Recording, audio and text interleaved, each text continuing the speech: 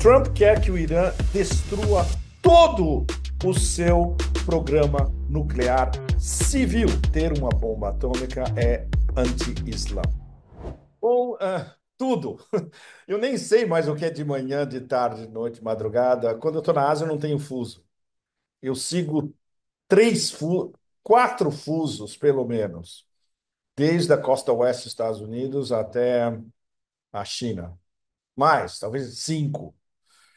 Então, bom, é um trecho do dia que eu tenho que parar, me concentrar para poder conversar com vocês de assuntos muito sérios, ou seja, eu tenho que transformar o meu cérebro para pensar em português de novo e poder traduzir para vocês de uma maneira plausível e concisa a demência absoluta em que todos nós estamos mergulhados no momento e que é cada vez pior.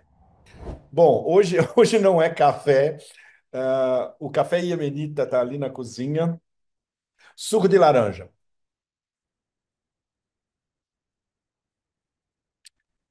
Bom, a conversa é muito séria. Muito, muito séria.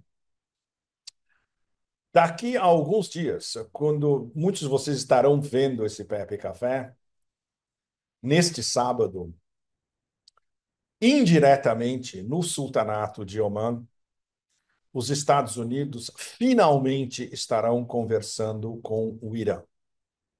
O enviado especial do presidente Trump, e eu estou chamando de, traduzindo diretamente do inglês, o domador do circo, Circus Ringmaster, ele vai enviar o Steve Witkoff, que até ontem era um empreendedor imobiliário, e de um dia para outro, só nos Estados Unidos isso acontece, ele se transforma no novo Bismarck, no novo Metternich ou no novo Talleyrand.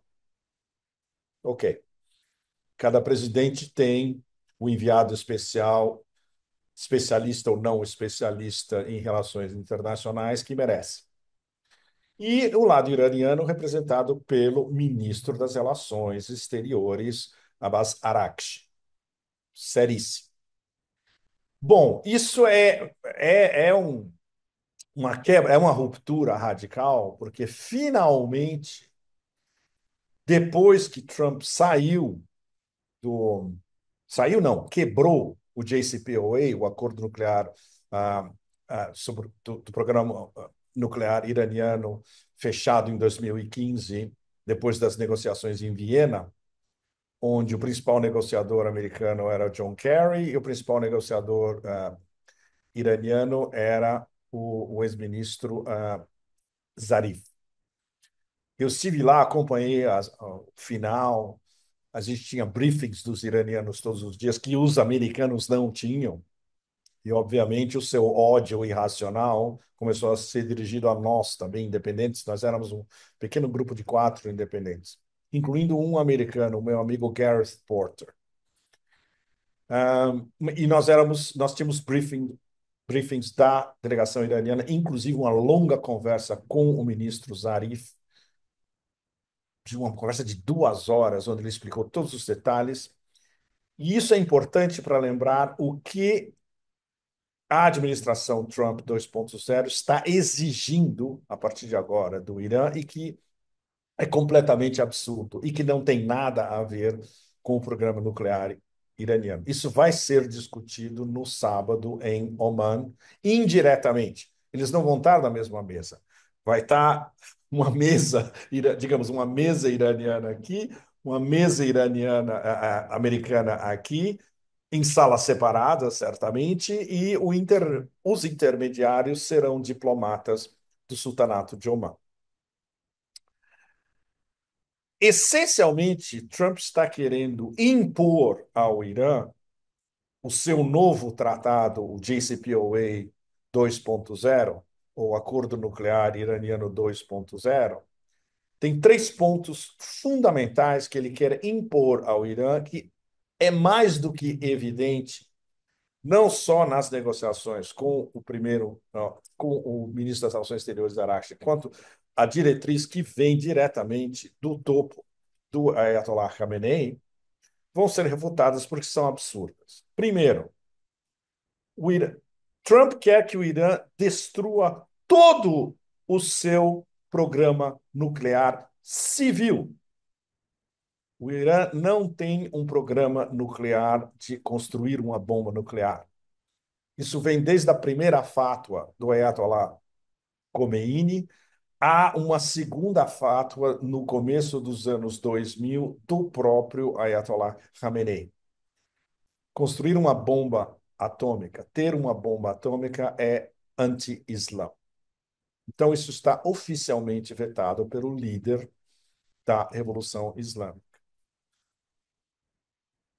Não só Khamenei, mas como quem está em volta, os líderes políticos iranianos, o, os guardas revolucionários, o IRGC, todo mundo sabe que a única maneira de proteger o Irã da demência incontida dos sionistas e dessa aliança sionismo-Estado americano, seja quem esteja na Casa Branca, e isso inclui todo o complexo industrial, os principais nexos do complexo industrial militar, o sistema de inteligência, a mídia, a academia, o blob, como nós chamamos, é, Virgínia, Maryland, Washington, com as ramificações financeiras e econômicas para Nova York e para o sistema financeiro internacional, seria o Irã ter uma bomba atômica, que é o instrumento definitivo de dissuasão.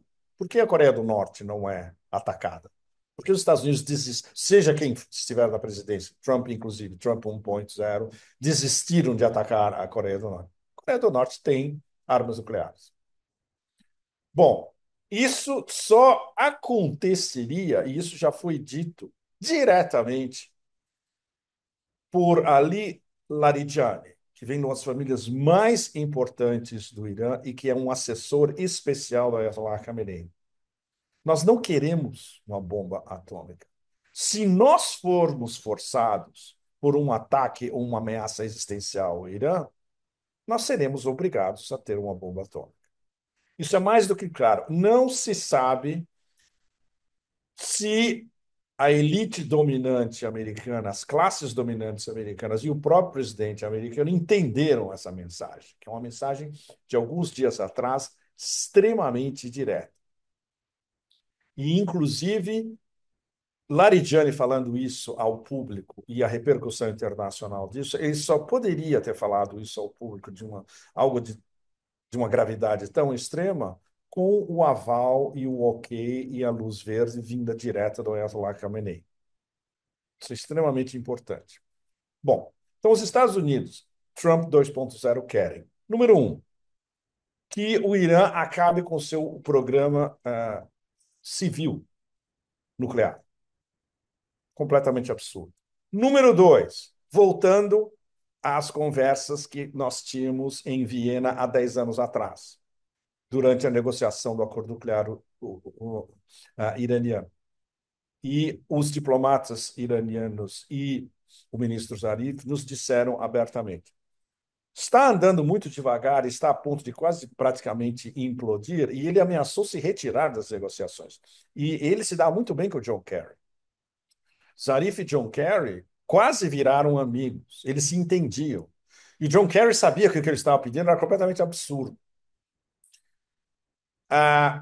Que o Irã acabe com seu programa de mísseis, que é extremamente desenvolvido, é um dos melhores programas de mísseis do planeta, o que significaria o quê? A capacidade do Irã de detenção, de contenção e de defesa seria esmigalhada.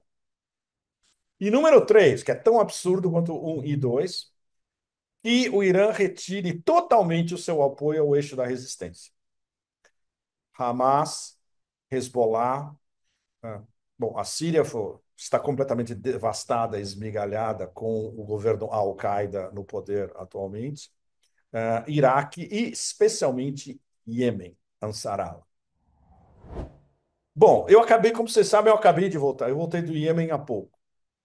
E eu agora acompanho o Iêmen no microscópio todo dia, eu recebo muitas informações importantes dos amigos, dos contatos, dos diplomatas, durante os 9 dias que eu fiquei no IEM.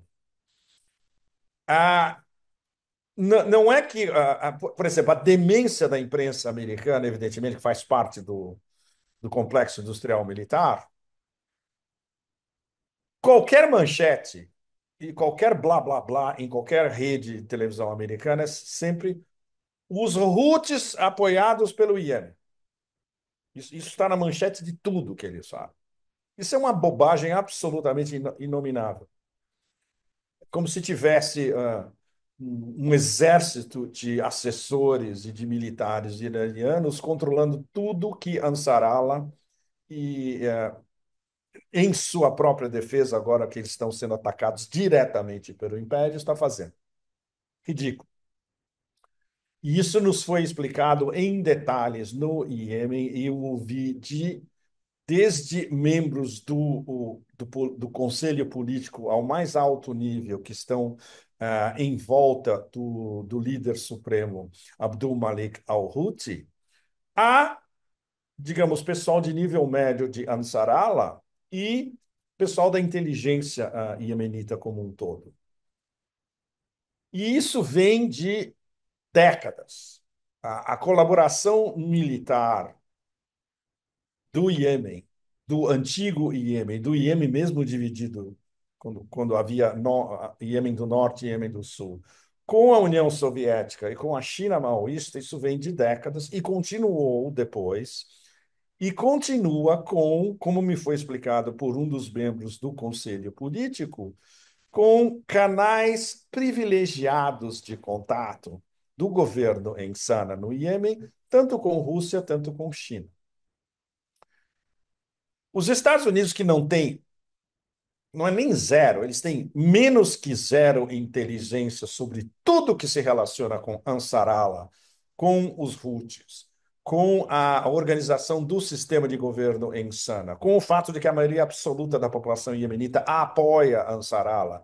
E você ouve até no Souk, em Sada, em Sana, onde eu fui, nos dois, à noite, para justamente poder andar e conversar com as pessoas, é que nós todos somos Houthi, no sentido de que é uma resistência nacional, especialmente agora, porque o país está sendo atacado e bombardeado. Por exemplo, ontem teve mais de 10 ataques à capital, Sana. Ou seja, está se incrementando a um ritmo que vai chegar a ficar demente, o que foi admitido pelo próprio chefe do Pentágono, aquele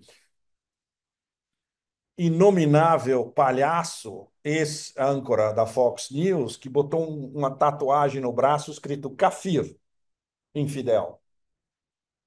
Como se ele estivesse fazendo uma grande proclamação e que vai ser respeitado porque ele é um tough guy, um brabo como isso. Foi ridicularizado no mundo árabe e no mundo islâmico inteiro.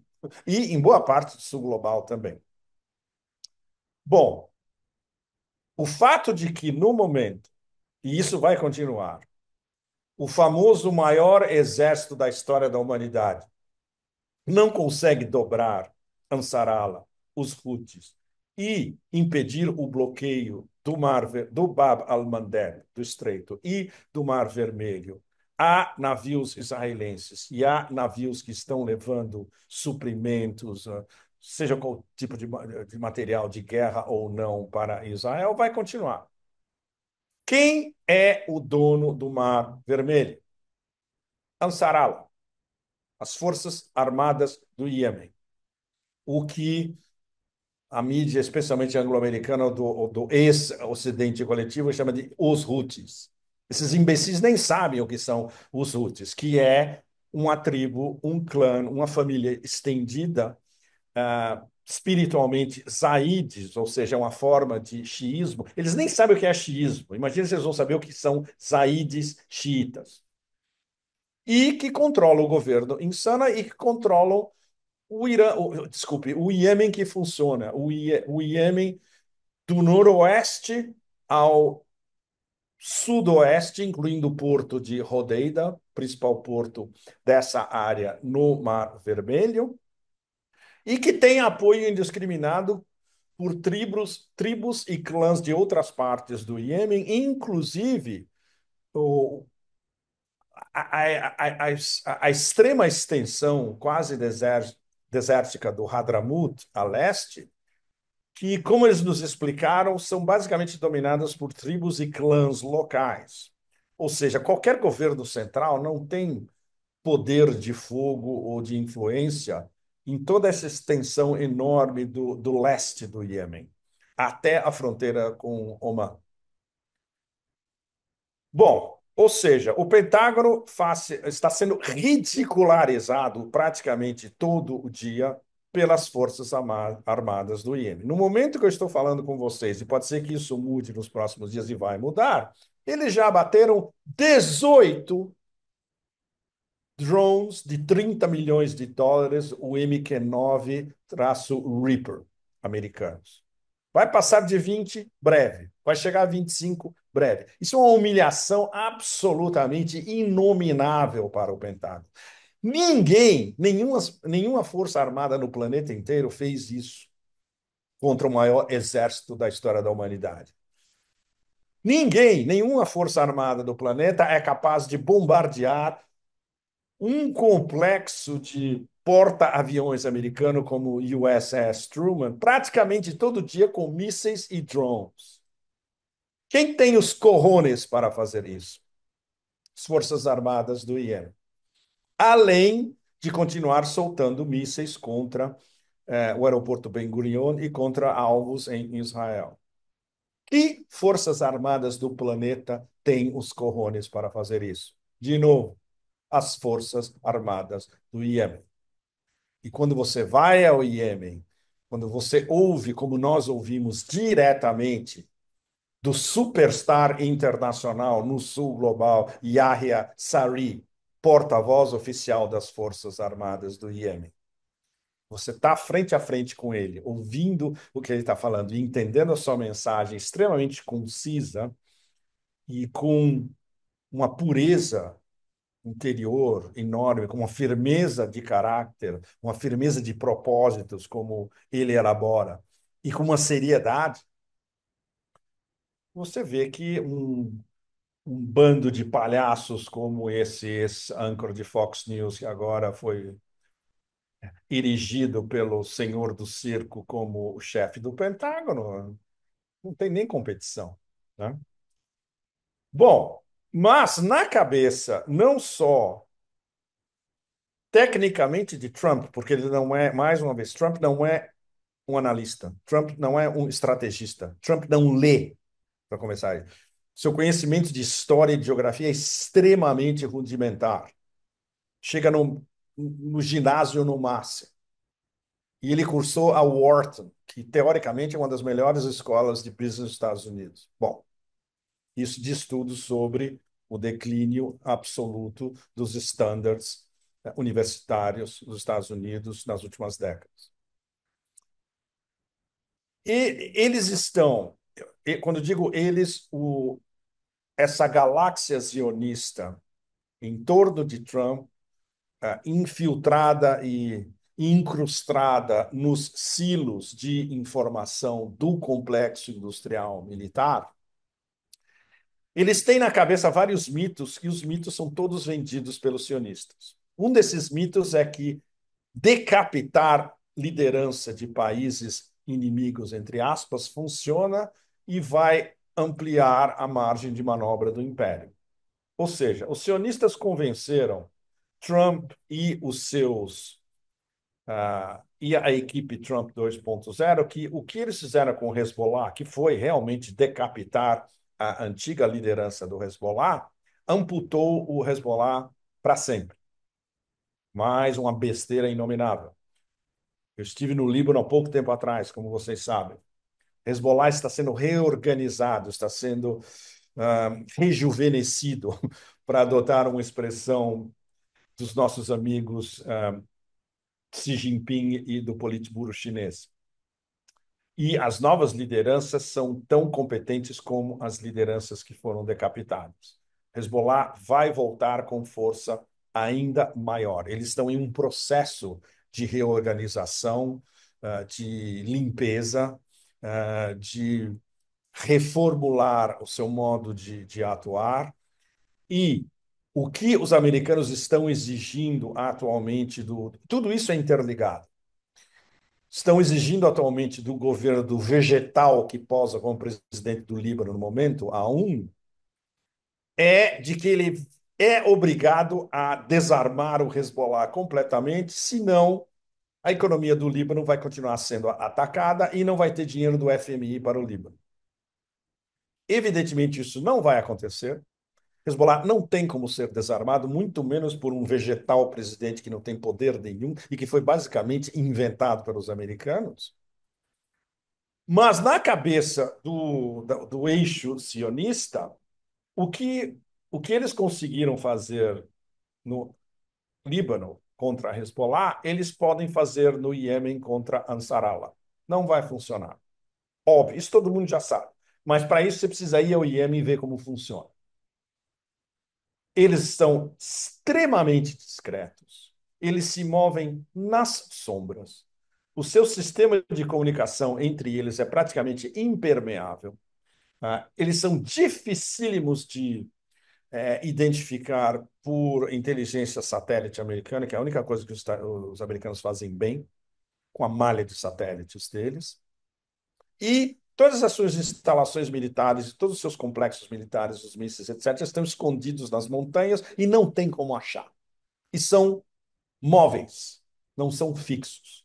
Ou seja, é uma questão de minutos de montar a plataforma de lançamento, soltar o míssil e voltar a se esconder. É o que a gente chama hit and run em inglês. Ataca e corre. Eles são mestres no ataque rapidíssimo e na fuga rapidíssima. Ou seja, em inteligência humana e em inteligência militar, inteligência satélite, os Estados Unidos são completamente cegos no Iêmen.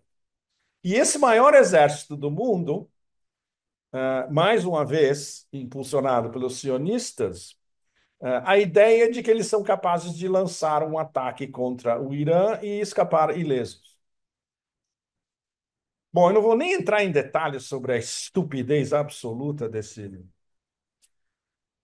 dessa crença, na verdade, né? Que é uma crença quase mais uma daquelas que vem daquele livreco que os sionistas tomam como Bíblia. Isso é muito perigoso, porque é o pensamento não só dos psicopatológicos genocidas criminosos de guerra em Tel Aviv, do governo e em volta, e uma avaliação mais ou menos decente colocaria entre 3 milhões de israelenses, gente que apoia essa demência, o que é quase metade da população de Israel. Como eles contaminaram o lado americano, deep state, desse eixo sionista, é muito perigoso. Porque Trump adotou essa posição de uma maneira não crítica, totalmente.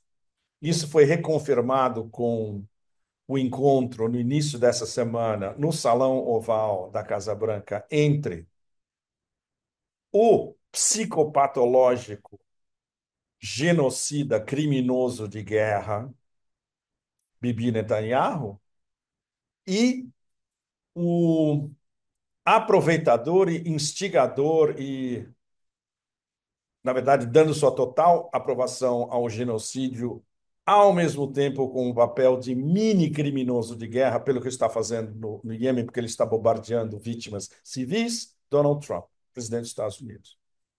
Ou seja, essa foto dos dois juntos e o que eles conversaram juntos é totalmente o quadro de os reis estão nus e a verdadeira face do império, especialmente, e da sua conexão com o zionismo exacerbado em estado de demência terminal. Não precisa mais nada. Basta essa foto e basta o que eles disseram entre eles, inclusive a declaração de Trump, absolutamente inacreditável, onde as pessoas têm que ouvir 3 ou 4 vezes para ter certeza que ele falou isso mesmo e que não é uma manipulação de inteligência artificial.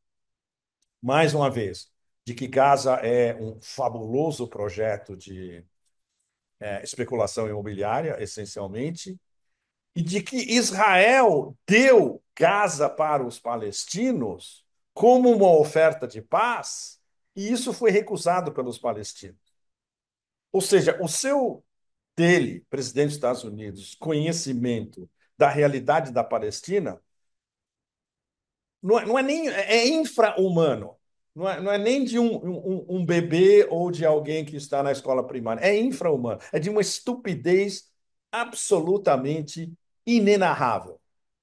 E isso foi dito pelo presidente dos Estados Unidos para a imprensa do mundo inteiro, no Salão Oval, na Casa Branca, no início dessa semana. Bom, então, o quadro dessas negociações em Omã, neste sábado. Os americanos vão impingir ao Irã esses 3 pontos, eu delineei agora há pouco para vocês. O Irã vai dizer não, e quem pode desbloquear o que vai ser um impasse total? É onde entra Rússia e China. E é onde entra um assunto absolutamente crucial que foi retomado esta semana em Moscou, na terça-feira desta semana em Moscou, vindo diretamente de uma primeira reunião Rússia, China e Irã em Pequim, há alguns dias atrás, praticamente secreta, não vazou praticamente nada, só por vias diplomáticas. Mas isso vocês vão ver na minha coluna dessa semana. No momento desse Pepe Café, vocês vendo esse Pepe Café, já terá sido traduzida e publicada no Brasil por diversas mídias. Essa primeira reunião do RIC, veja bem, super importante. E isso eu reitero várias vezes no texto e nas podcasts que eu tenho feito nesses dias, inclusive agora para vocês. RIC, Rússia, Irã, China. Eu os qualifico como o novo Triângulo Primakov. Aí a gente tem que voltar ao que era o Triângulo Primakov no final dos anos 90. Triângulo Primakov, o Primakov, na época, no final dos anos 90, ela é ministro das Relações Exteriores da Rússia, um dos grandes da história. Ele começou como jornalista, olha que legal. Ele era correspondente da TASS no Oriente Médio. Foi o início da sua carreira. Um grande teórico de relações internacionais que aprendeu na prática, fazendo jornalismo na prática, e especialmente no Oriente, que na época ainda se chamava Oriente Médio, hoje nós chamamos de Oeste da Ásia, que é a denominação correta. A RIC é o embrião dos BRICS. Muito pouca gente sabe disso pelo mundo inteiro.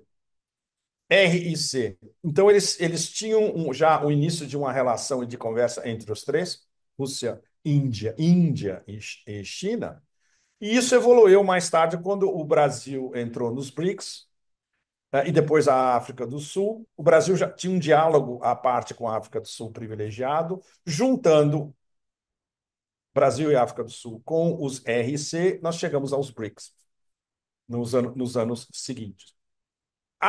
Essa configuração e essa denominação inicial e dá o valor, a importância e o valor dessa conexão RIC, Rússia, Índia e China, o grande conceptualizador foi Yevgeny Primakov.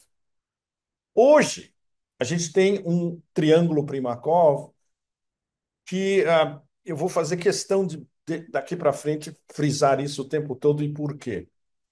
O RIC agora é Rússia, Irã e China, porque são os três mais importantes protagonistas do processo de unificação da Eurásia.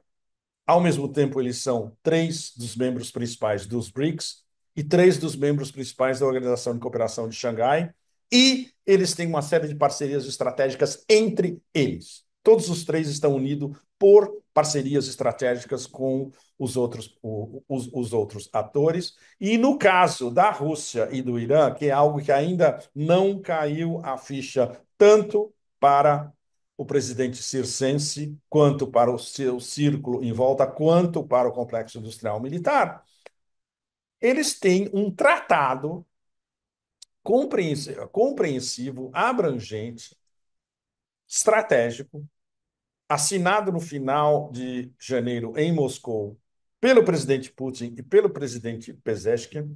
Esta semana já foi aprovado pelo parlamento iraniano e essa semana foi aprovado pelo parlamento russo. E esse tratado, embora não seja uma aliança militar especificamente, eu detalho isso nessa coluna, contém provisões. Putin as qualifica como técnico-militares, o que é a definição correta, ou seja, entra cooperação militar direta no caso de um ataque externo ou uma ameaça existencial a um dos dois partners, Rússia e Irã. Por exemplo, a Rússia e a China eles têm uma parceria estratégica, mas não é uma aliança militar. E a China e o Irã também têm uma parceria estratégica, que não é uma aliança militar também. Mas o tratado, e do jeito que está escrito o tratado, e prevendo uma ajuda militar no caso de um ataque, está inscrito em detalhes nesse tratado Rússia-Irã. Então, isso é muito importante.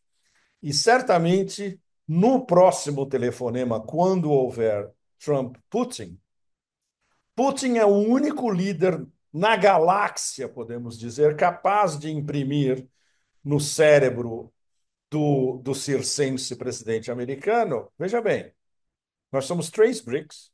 Se você atacar o Irã, você vai estar atacando não só o Irã, como três BRICS. Você vai estar nos atacando também. E nós temos um acordo detalhado com o Irã. Então, pense muito bem antes desse ataque. E pense muito bem em quem está te manipulando para esse ataque. O único que pode falar nesses termos com Trump é Putin. E é isso que a gente vai poder, pelo menos, inferir quando houver esse novo telefonema. Então, bom, está acabando o nosso tempo. Então, como é que eu vou fazer um fechamento que deixe claro para vocês o que está acontecendo nesses dias com essas duas informações extras que praticamente chegaram na última hora, no início dessa semana, e fechando o quadro importante no momento de que, de um lado, Trump parece ter ouvido uma sugestão que veio dos iranianos. Sim, vamos conversar, mas como nós não confiamos em você, Império, vai ter que ser uma conversação ah, por mediador. Daí esse encontro sábado em Oman entre uma delegação americana e uma delegação iraniana. Essa sugestão veio do Irã. Ou seja, Trump pelo menos escutou isso é um sinal positivo. Ao mesmo tempo, essa reunião, terça-feira, em Moscou, quase secreta, vazou apenas que houve, mas não vazou-se detalhes.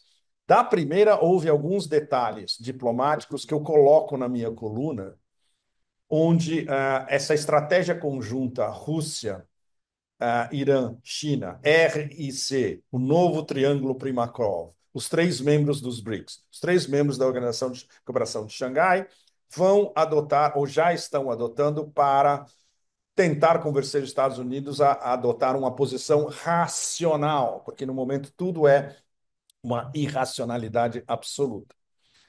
Então, inclui, entre outras coisas, respeito mútuo, diálogo, uma conversa sem preconceitos sobre como se chegar a um novo acordo nuclear. Havendo concessões, são concessões que devem vir dos dois lados.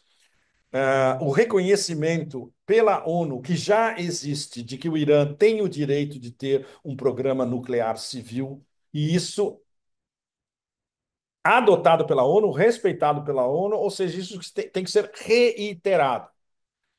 E, a partir disso tudo, se tentar chegar a um novo acordo, e vai ser o mais difícil, ou seja, colocar Trump no meio de uma conversa para se revigorar um acordo que ele quebrou, que ele destruiu, pessoalmente.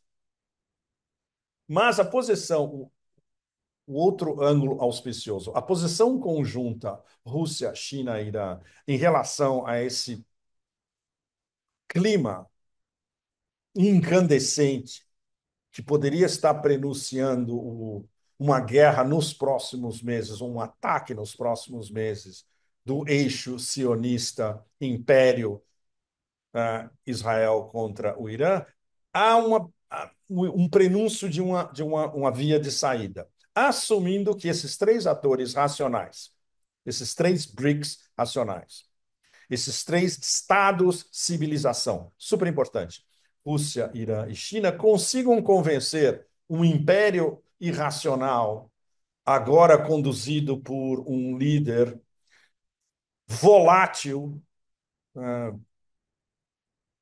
não confiável e que quebra tratados, se há uma possibilidade de se escapar de um ataque, de uma guerra quente anti-Irã nos próximos meses, com consequências que todos nós sabemos que podem ser além de catastróficas, né?